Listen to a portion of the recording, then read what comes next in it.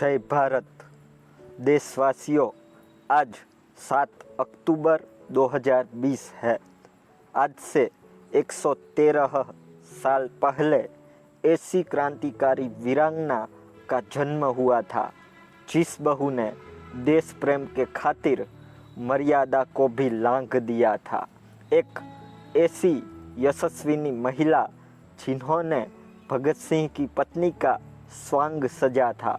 एक ऐसी क्रांतिकारी महिला जिन्होंने गवर्नर हैली पर गोली चलाई थी तथा देश के खातिर तन मन और धन समर्पित करनार क्रांति देवी थे दुर्गा देवी।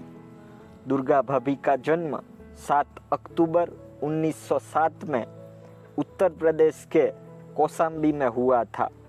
उनके पिता इलाहाबाद कलेक्ट्रेट में नाजिर के पद पर थे। उनके बाबा जालौन जिले में थानेदार थे एवं दादा पंडित शिवशंकर शहजादपुर के जमींदार थे, जो बचपन से ही उनकी सारी मनोकामनाएं पूरी करते थे। 10 साल की कच्ची उम्र में उनके विवाह लाहौर के भगवती चरण के साथ हुए। भगवती चरण के पिता रेलवे में उच्च पद पर अधिकारी थे। अंग्रेजों ने उनको राय बहादुर का खिताब दिया हुआ था। भगवती चरण वोहरा एक क्रांतिकारी थे, पर पिता अंग्रेजों की नौकरी करते थे, इसलिए वे पिता के अवसान के बाद खुलकर जंग-ए-आज़ादी के लिए लड़ने लगे। दुर्गा भाभी के ससुर ने उनको 50,000 और पिता ने 5,000 रुपये मुश्किल हालात के लिए दिए थे, पर दुर्गा देवी ने मातृभूमि के खातिर ये राशि अपने पति वोहरा को क्रांति के लिए उपयोग करने के लिए दे दिए। दुर्गा देवी का मुख्य कार्य क्रांतिकारियों को हथियार पहुंचाने का था। सुभाष चंद्र बोस भी उन्हीं से ही हथियार मंगवाया करते थे। वे राजस्थान से क्रांतिकारियों को हथियार ला देते थे। इतना ही नहीं, माना जाता है कि चंद्रशेखर आजाद ने जिस माउजर से अपनी जान देश के लिए समर्पित कर दी थी, वो बंदूक उनको दुर्गा भाभी ने ही ला कर दी थी। वे एक साहसिक निशानेबाज होने के साथ साथ आत्मनिर्भर नारी थी। उन्होंने मुंबई पुलिस कमिश्नर पर गोलियां दागने की कोशिश की, पर 2 निशान चूक गए। लाला लाजपत राय पर लाठियां बरसाने वाले अधिकारी पर भी गोलियां बरसाई, पर उसके बदले कुछ अंग्रेज महिलाएं अपनी जान गंवा बैठी। जब सॉन्डर्स पर गोली चलाने के 2 दिन बाद भगत सिंह और सुखदेव 19 दिसंबर 1928 के दिन दुर्गा भाभी के घर पहुंचे। सिर के बाल कटवाने के कारण दुर्गा भाभी भगत सिंह को न पहचान सके। इस घटना के पहले हुई एक मीटिंग में उन्होंने खुद स्कॉट को मारने की सिफारिश की थी, पर अन्य क्रांतिकारियों ने उनके पुत्र सचिन का हवाला देकर उन्हें रोक दिया था। उस वक्त जतिन दा की 63 दिन की भूख हड़ताल के कारण मृत्यु हो गई थी। तभी उनकी लाहौर से कलकत्ता तक ट्रेन में और कलकत्ता में अंतिम यात्रा की अगुवाई दुर्गा भाभी ने ही की थी। इस तरफ लॉर्ड इरविन पर बम फेंकने के बाद वोहरा ने भगत सिंह, सुखदेव और राजगुरु की त्रिपुटी को छुड़वाने की योजना बनाई, पर संयोगवश रावी नदी तट पर 28 मई 1930 को बम फट गया, जिससे वोहरा मिट्टी में मिल गए और देश का एक सपूत आज़ादी के समरांगण में शहीद हुआ। पति को खोने के बावजूद उन्होंने अपने आप को संभाला और धैर्यता का एक उत्तम उदाहरण प्रस्तुत किया। उनका मूल नाम दुर्गा देवी था, पर क्रांतिकारियों को आर्थिक मदद और सुरक्षा देने के कारण सभी क्रांतिकारी भगवती चरण को भाई और दुर्गा देवी को भाभी कहते थे। क्रांति विधियों के बाद छिपने की जगह दुर्गा देवी का ही घर था और यहीं पनाह लेके क्रांतिकारी योजनाएं बनाते थे।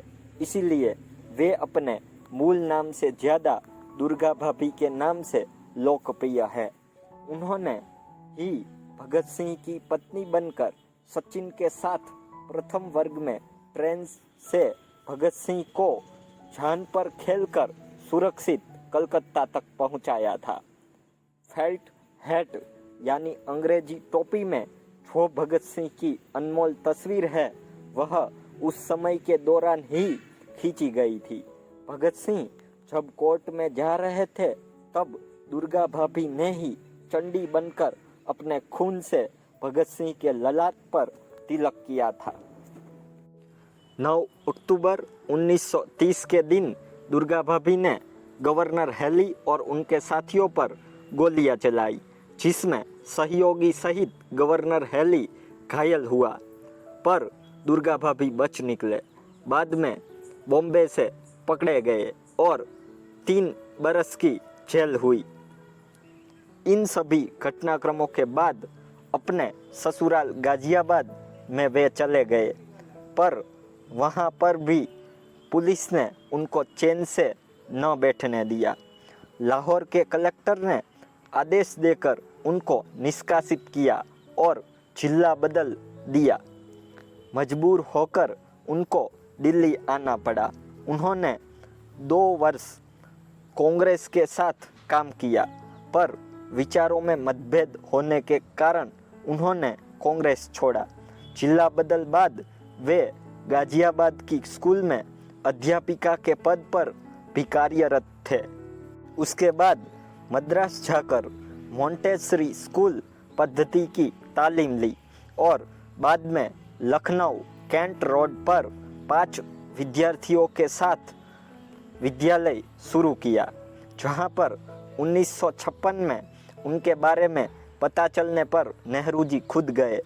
नेहरू जी ने उनकी प्रशंसा कर आर्थिक अनुदान देने की बात कही, परंतु आत्मगौरव और विनम्रता से उन्होंने मना कर दिया।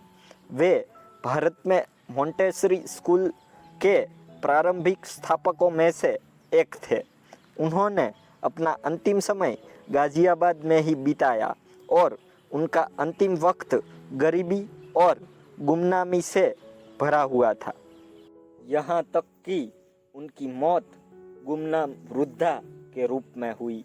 वो जाबाज क्रांतिकारी जिसकी मिसाल कभी माएँ अपनी बेटियों को देती थी। मानो आज़ादी के बाद उनका व्यक्तित्व हमने मूल्यहीन कर दिया था। स्वर्गीय होने के कई दिन बाद उनकी पहचान हो सकी।